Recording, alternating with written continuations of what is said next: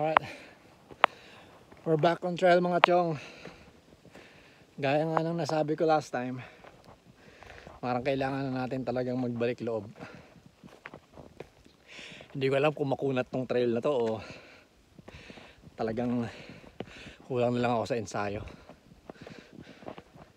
Hilahols na hilahols ako, grabe. Ito pa naman yung pinaka-ayoko kapag magsisimula ka uli sa kahit anong bagay. Mag-exercise ka, cardio, mag-build ka ng muscle. Ito yung pinaka-ayoko kasi pagdadaanan mo libaw at hirap. Grabe, ang daming switchbacks dito.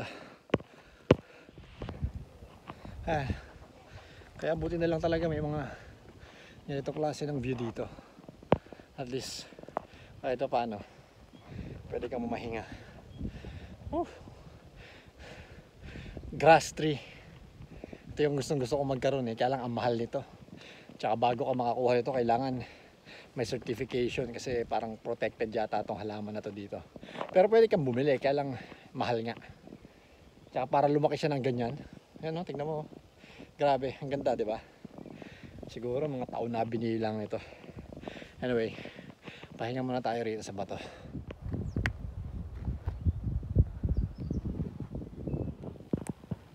Mga chong, kaya nakakamiss din mag trail kasi yung mga nakikita mo wildlife ganyan, diba? So ayun yung isa sa mga namimiss ko talaga. Okay mga chong, ito yung isa sa mga nagustuhan ko kaya ako nagte-trail hike, trail running, kasi yung mga wildlife na na-encounter natin.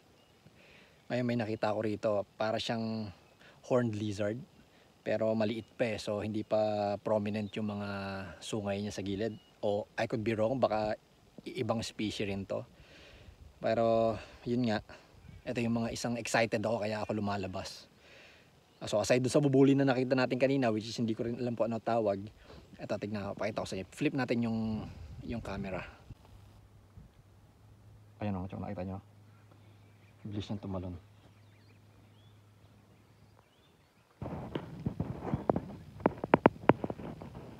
Alright, proceed na tayo mga chong. Sana ahas may makita tayo ngayon. Alright, may junction. So saan tayo? Sa Pretty o sa Rock Lookout? Kapag ka sa Pretty, okay, another ahon. Wow, daming grass tree. Okay, so sa Okabara Lookout, parang pasulong, parang pababa naman. Pasulong ba? Palusong. So anyway, hindi ko na alam paano tawag doon. Wow, sobrang wow. Grabe. Grabe talaga tong grass tree na to. Gusto ko magkaroon nito. Pangarap ko yan, pangarap ko. Okay. So dito tayo sa Pretty. Baka may pretty baka pretty view.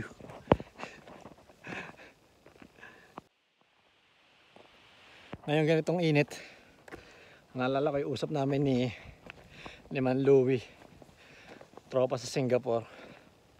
Sabi niya sa akin, excuse yan man, mainit, dapat health ang priority natin, lalo na at mas bumabata na tayo. So yeah, salamat Man Louie, at encourage mo ako na bumangon ulit at magbalik loob. Well, aside pa dun sa inspiration na nakita natin last week. Ito na naman, saan yung bubuli? May nakita na naman akong bubuli So anyway, yeah, banayad lang. Trick naman yung trail. So hinay-hinay lang muna. Mahirap na mabigla kasi kailan ba, last 2 years ago yung huling hike ko ng ganito ng solo. So yeah, parang trail sa sa P1 to kaya sa H1. Flip natin camera. Hindi, ito lang. Ayan. Grabe. Whew. Wala lang pine trees. Grabe. Parang hindi natatapos tong paahon na to. Pero pasasaan pa. Maahon tayo. Tiyak may pa-downhill naman to. So, abang lang tayo mga chong. Okay. So, kalsada na pala to. Kaya pala nakarinig na ako ng mga sasakyan, tunog ng sasakyan. Okay. So sana after nito.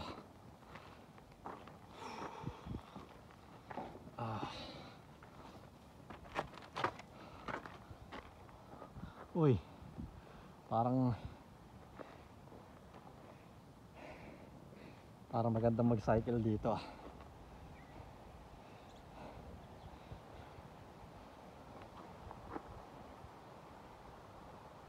Balik tayo, balik. Balik.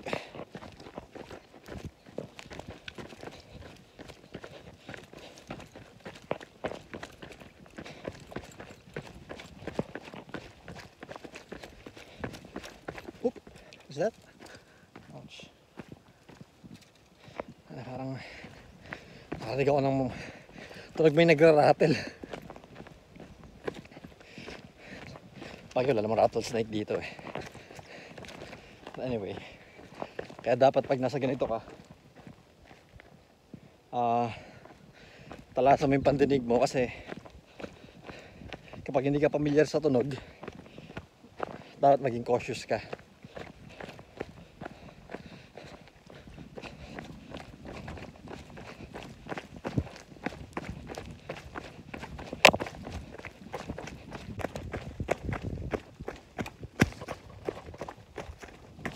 Grabe. Mukhang ko lang. Mukhang kaya pa ng joints.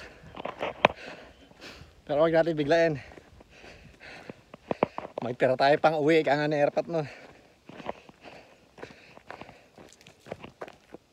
The hell?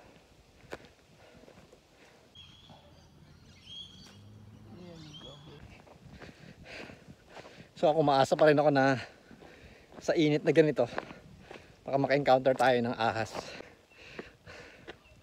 Yun. Ano tayo galing?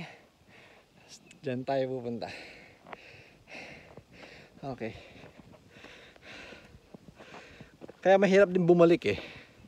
Kasi wala na yung mga tropa. Wala ka nang makasama. Wala nang motivation. So ngayon, mag-isa mong gagawin. Which is, ayan, nangihiram na lang ako ng inspiration sa iba. Kagaya niya si Cap. Yun nga, nakila amin na siya. Ano yun, may tumutunog. Pero hindi naman mo ang tunog ahas. Okay, proceed lang. So si Cap, siguro nakapag-adjust na kila Ami. Balik uli na siya sa normal routine niya. Tumatakbo na uli siya. Tapos ayun, ngayon nag-join siya ng mga ilang races, which is pag nakikita ko yung mga stories niya, naiingit ako dahil hindi ko pa rin siya magawa hanggang ngayon. Ang isa pa doon, nasali siya ng CCC sa UTMB. So ayun, sana nag-i-ensayo siya ng maayos kasi medyo marami atang ahon doon. Wait, daming junction na. May isa rito. May isa dyan. May isa dyan. Ayan. Tapos, saan pa ba? Ayan uli. At dito naman, dyan tayo galing kanina. Teka, parang bumalik na tayo. Anyway, teka, saan tayo? Mahirap. Ikot tayo. Turo.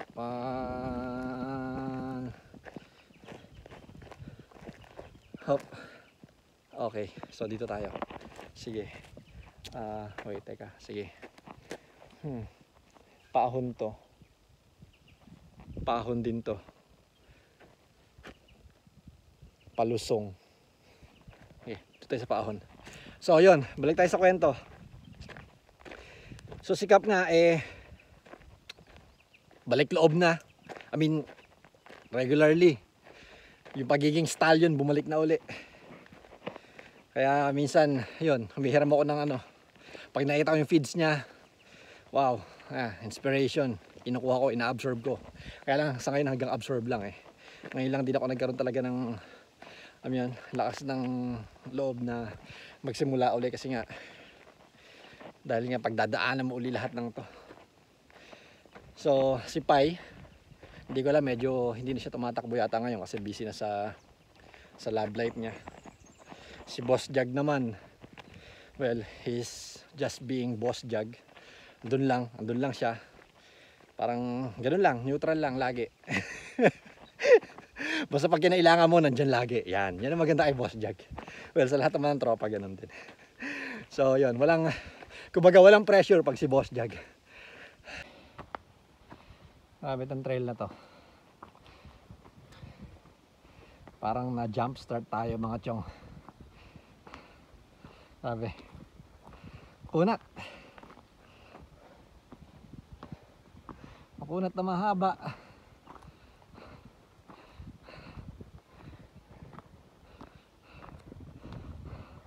Okay, may gate.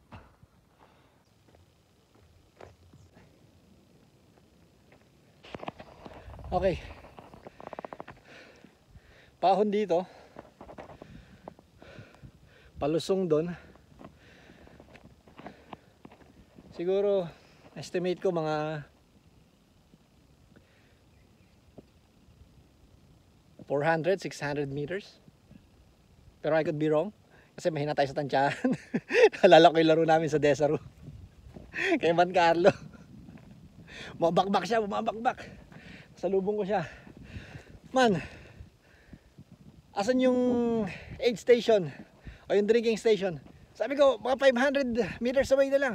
May paliko, may bend. So bumira siya. Tapos nung nagkita na kami sa finish line, sabi niya, walang yaka, bumira ako after nung bend. Wala pa pala yung drinking station doon. Sorry naman, Man Carlo. Pero yun nga. So tingnan natin. So subukan nating slow jog.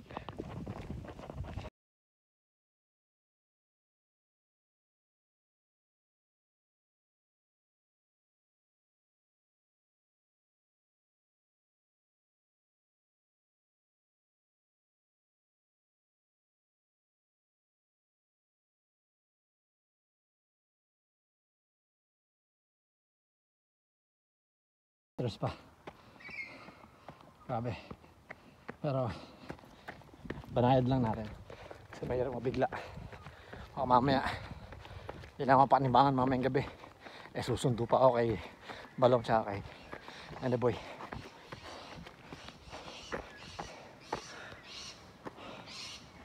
Grabe.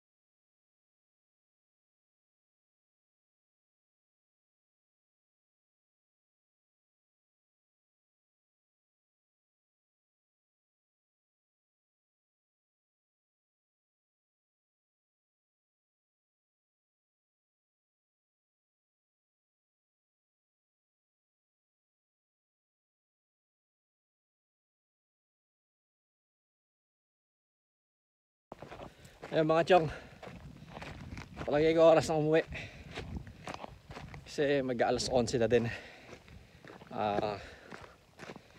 Kailangan pang mapagpahinga. At maya maya susundo pa rin tayo kay Balong si Doodle Boy. Ito yung maganda eh. Yung banayad lang. Hindi ka pagod. Although kanina parang kala ko magja-jumpstart tayo dahil paahong agad yung trail na napili natin. So tamang-tama lang. Para pag uwi mo, dito yung parang pakaramdam mo eh. Dinagsaan ka ng langit at lupa sa pagod. Successful! Nakabalik na tayo uli. Oh my god, saan tayo nakababa ngayon? Parang iba ito nababaan natin, parang mas malayo. Okay, anyway, at least puro siya pababa na. Lahat ng inahon natin ngayon, at least ngayon eh binababa na lang natin. So hindi rin naman masakit sa tuhod, kaya masasabi kong panalo ang ensayo. Oh, mga chong, may koala. Ayan, may photographer, may kinukuhanan siya. So ayun, nasa puno na yan. Flip natin yung camera. Ayun siya mga chong, nagsisiesta na kahit alas 11 pa lang. Ay mga chong, naiba ako ng daan. Kala ko pababa na ako kanina. Pero dahil doon sa koala na yun, walkers follow track. Ewan ko, grabe yung trail, paahon pa uli. So kasi pagpunta tayo doon, palayo eh. Tignan natin kung ano meron. Tapos yung trail pa, kala mo trail sa Tapulaw nung mga unang panahon na, yung mga mabato. Pakita ko sa inyo. Ayan, all the way up. Grabe, puro ganyan. Parang may ganito rin yatang ruta sa P1 eh. Yung hirap na hirap akong takbuhin pababa kasi downhill yung portion na yun eh. Grabe. Ay nako, sana may lagusan na pababa.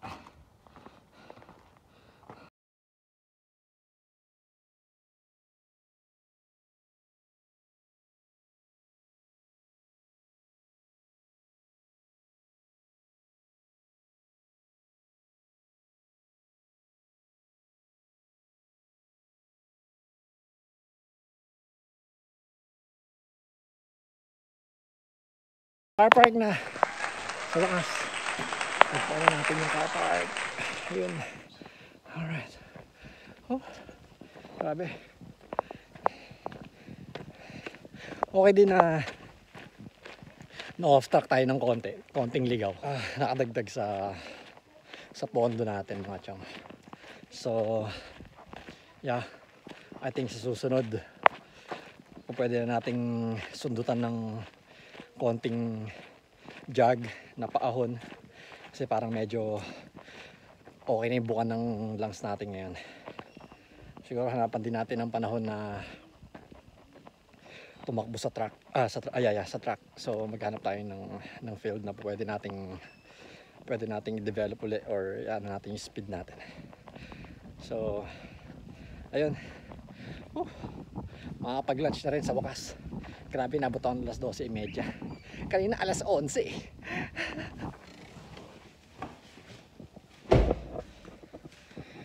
Sa wakas mga chow, highball na. Grabe natin din ang araw. So kanina pa uwi, bumira na ako ng protein bar. Mukhang enough na. Siguro proper lunch tayo pagkasundo natin kay Balong si Doodle Boy mamaya. Naisip ko may oras pa naman tayo. Ayusin ko na lang yung mga halaman na pinapaarawan ko tuwing umaga. Dapat to hanggang bago mag-noon lang eh. Kaya ngayon overdue na. Kasi pagdating dito ng noon, medyo matalim na yung araw. Maluluto na yung mga dahon. Well anyway, yun nga. Samahan nyo na lang ako mga chong habang nag-aantay tayo ng oras.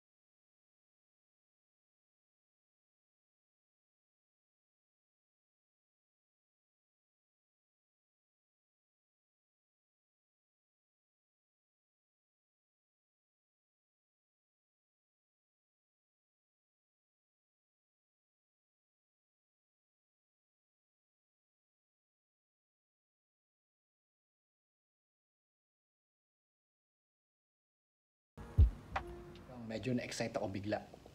Kasi yung dahon ng isang begonia na naputol nung mga nakaraang ilang linggo. Okay. Maraming types ng begonia kasi gusto ko sila, kaya lang medyo finicky silang alagaan. Pero itong begonia na to, nakuha ko siya ng maliit pa lang. So sa akin na siya talaga lumaki. Kaya medyo siguro nakapag-adjust siya sa kung anong environment na meron ako dito sa loob ng bahay o dito sa may garahe namin. Kaya medyo masasabi ko na accustomed na siya sa ganitong condition. So may isa rin akong begonia na cane type. Yun, medyo mas madali siyang alagaan. Hindi kagaya nitong rhizomatous type ng begonia na to. Well anyway, yun nga, pakita ko lang sa inyo kasi nung naputol yung dahon, ginupit ko. Tapos, well, yun naman talaga yung mababasa nyo o mapapanood nyo sa ibang YouTube yung mga tips. Pero hindi ko siya ginawa dahil gusto ko mag-propagate. Ginawa ko lang siya dahil nga naputol yung dahon. So yun, share ko na sa inyo. Dami ko na sinasabi.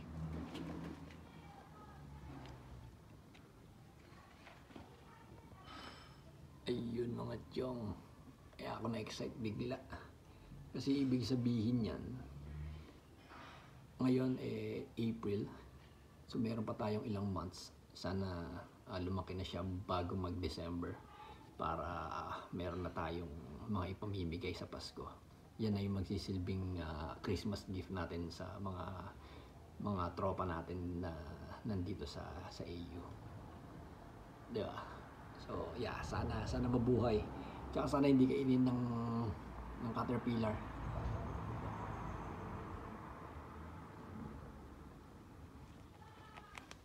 May isa pa ako nakita. Nagbaon din ako ng ginupit na dahon dito noon eh. Ngayon tumubo na siya. Yan. Alright. So, siguro pag medyo malaki-laki na yung dahon, siguro mga 1 inch across, baka pwede natin ilipat sa maliit na pot. Marami naman akong pot na bakante dyan. Na reserva. Ayan pa. Yan. So, yun. Sana wag lang talagang kainin ng mga caterpillar. Dahil ito kagaya niyan. Binanatan. Ayan, binanatan. Binanatan ng... Ayan, oh. Sayang. Well, anyway, ganun talaga. Pero kung hindi man tayo pala rin na lumaki ito bago mag-Christmas, meron naman tayo rito, yun nga, yung cane begonia ko. I-propagate lang natin through cuttings. So, gupit, tapos babad sa tubig. Mga siguro 3 weeks pag nag-ugat. Laging ganun 2 inches yung ugat nung cuttings mo, pwede mo na siyang itanim sa lupa. So, yun. Since meron na tayo dito na pwede natin pamigay, backup natin kung hindi sila lumaki, itong cane begonia na lang, mas madaling i-propagate to pakita ko sa inyo. Mga tiyong, white eyes ang tawag dyan. Cane type ng begonia. Yeah, sabi ko nga, putol, tapos bawasan lang natin ng dahon sa baba, lubog sa tubig, mga ilang weeks lang pag nagkaugat, pwede natin siyang itanim sa lupa. Meron pa lang monstera dito. So kay misis to pinapaalagaan niya sa akin. Kaya lang wala pa akong mabiling pole na pwede kong pakapitin tong aerial roots niya. Kaya hanggang ngayon nakababad pa rin siya sa tubig. Pero yeah, inaatat na ako ni misis na itanim to. Baka mamaya mamatay pa sa tubig. Baka mamaya mga chong isipin nyo, expert ako sa halaman na hindi. Mata-mata lang, obserba lang. Kaya ayoko nagkapatawag ng plant dito Kasi isa lang naman ang pinaplant ko Siyempre lalaki tayo.